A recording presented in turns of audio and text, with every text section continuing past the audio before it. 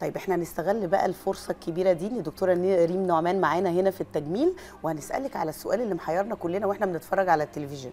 يعني كتير قوي بنشوف في التلفزيون ممثلين شكلهم باظ، شكلهم اتغير، في بيحلو فعلا وفي العملية بتبقى شكلها يعني مش هي دي الممثلة اللي احنا عارفينها، وبنقعد نقول يا ريتها ما كانت حقنت فيلر، كان شكلها احلى الاول. فايه رأي حضرتك في الموضوع ده والغلط بيحصل منين؟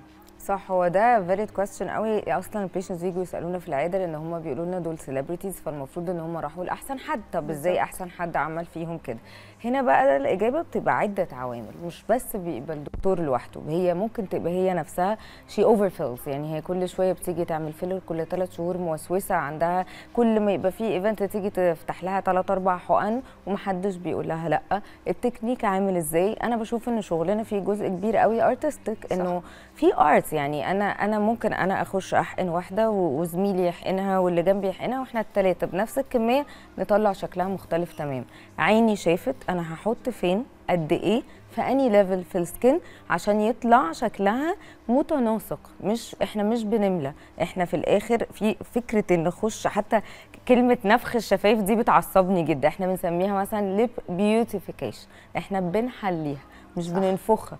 عارفه الكونسبت ده مش دايما بيكون عند ناس كتير، لا عند البيشنت ولا عند الدكتور. فعلا في ناس بتنفخ الشفايف بقوه قوي، بيبقى شكلها غريب، شكلها يعني بجد عكس الجمال تماما. يعني فعنصر من العناصر هي بيبقى البيشنت هي عايزه ايه، قد ايه هي بتعمل فيلرز كتير ولا لا. زي ما قلنا الاستاتيك اي، الدكتور ده عينه فيها حاجه ارتستيك او لا. وكمان برضو الناس اللي حقنت من زمان قوي كان في فيلرز، الفيلرز كل شويه بتتحسن وكل شويه بينزل عليها جنريشنز بتخليها عندها حاجه اسمها هاي تيشو انتجريشن، يعني قدرتها على الانتجريشن يعني تندمج مع الخلايا بتكون اعلى، وبالتالي بيبطل احساسك ان انت لما هي تضحك تشوفي كوره. فكل ما الفيلر بقى فيه جنريشن اكتر كل ما بقى فيه الخاصيه دي اكتر.